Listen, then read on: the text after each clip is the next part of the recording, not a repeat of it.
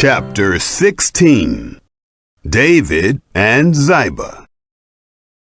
When David was a little past the top of the ascent, behold, Ziba, the servant of Mephibosheth, met him, with a couple of donkeys saddled, and on them 200 loaves of bread, and 100 clusters of raisins, and 100 summer fruits, and a bottle of wine.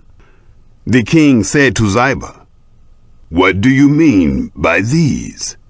Ziba said, "The donkeys are for the king's household to ride on, and the bread and summer fruit for the young men to eat, and the wine, that such as are faint in the wilderness may drink." The king said, "Where is your master's son?" Ziba said to the king, "Behold, he is staying in Jerusalem, for he said, 'Today the house of Israel will restore me the kingdom of my father.'" Then the king said to Ziba, "Behold, all that pertains to Mephibosheth is yours." Ziba said, "I do obeisance. Let me find favor in your sight, my lord, O king." Shimei curses David.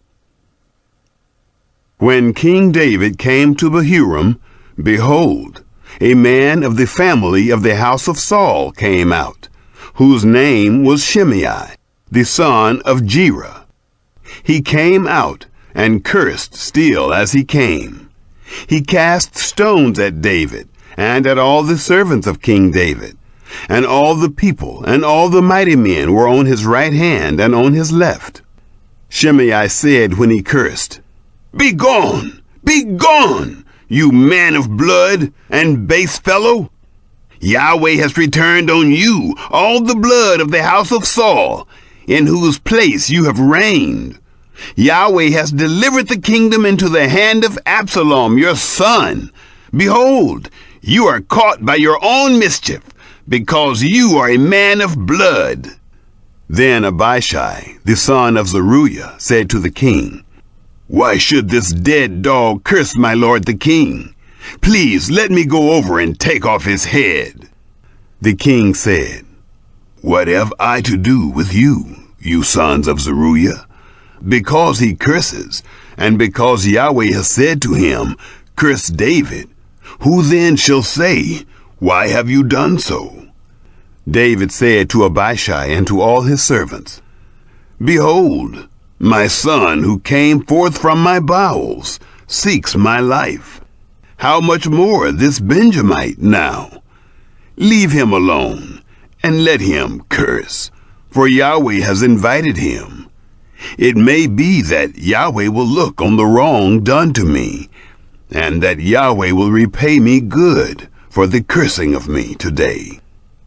So David and his men went by the way, and Shimei went along on the hillside opposite him, and cursed as he went, threw stones at him, and threw dust.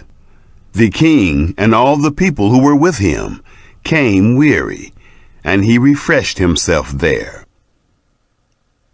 The counsel of Ahithophel and Hushai.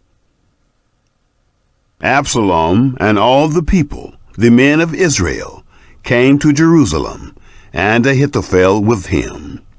It happened, when Hushai the Archite, David's friend, had come to Absalom, that Hushai said to Absalom, "Long live the king!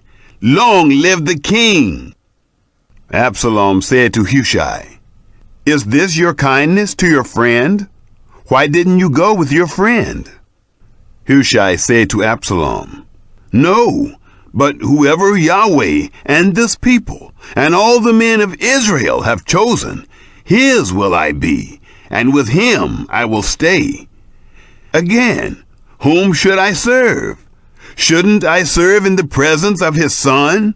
As I have served in your father's presence, so will I be in your presence." Then Absalom said to Ahithophel, "Give your counsel what we shall do."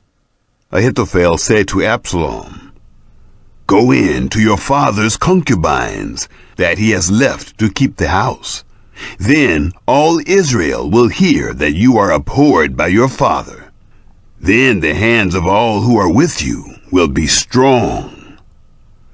So they spread Absalom a tent on the top of the house, and Absalom went in to his father's concubines in the sight of all Israel. The counsel of Ahithophel, which he gave in those days, was as if a man inquired at the oracle of God. So was all the counsel of Ahithophel, both with David and with Absalom. Chapter 17. Hushai counters Ahithophel's advice. Moreover, Ahithophel said to Absalom, "Let me now choose 12,000 men, and I will arise and pursue after David tonight.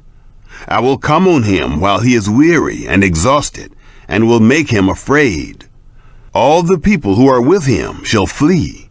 I will strike the king only, and I will bring back all the people to you. The man whom you seek is as if all returned. All the people shall be in peace." The saying pleased Absalom well, and all the elders of Israel. Then Absalom said, "Now call Hushai the Archite also, and let us hear likewise what he says." When Hushai was come to Absalom, Absalom spoke to him, saying, "Ahithophel has spoken like this. Shall we do what he says? If not, speak up." Hushai said to Absalom, "The counsel that Ahithophel has given this time is not good." Hushai said moreover, "You know your father and his men, that they are mighty men, and they are fierce in their minds, like a bear robbed of her cubs in the field. Your father is a man of war, and will not lodge with the people. Behold, he is now hidden in some pit, or in some other place. It will happen, when some of them have fallen at the first, that whoever hears it will say, 'There is a slaughter among the people who follow Absalom.' Even he who is valiant, whose heart is as the heart of a lion, will utterly melt. For all Israel knows that your father is a mighty man, and those who are with him are valiant men. But I counsel that all Israel be gathered together to you, from Dan even to Beersheba, as the sand that is by the sea for multitude, and that you go to battle in your own person. So shall we come on him in some place where he shall be found, and we will light on him as the dew falls on the ground. And of him and of all the men who are with him, we will not leave so much as one. Moreover, if he be gone into a city, then shall all Israel bring ropes to that city, and we will draw it into the river, until there isn't one small stone found there." Absalom and all the men of Israel said, "The counsel of Hushai the Archite is better than the counsel of Ahithophel."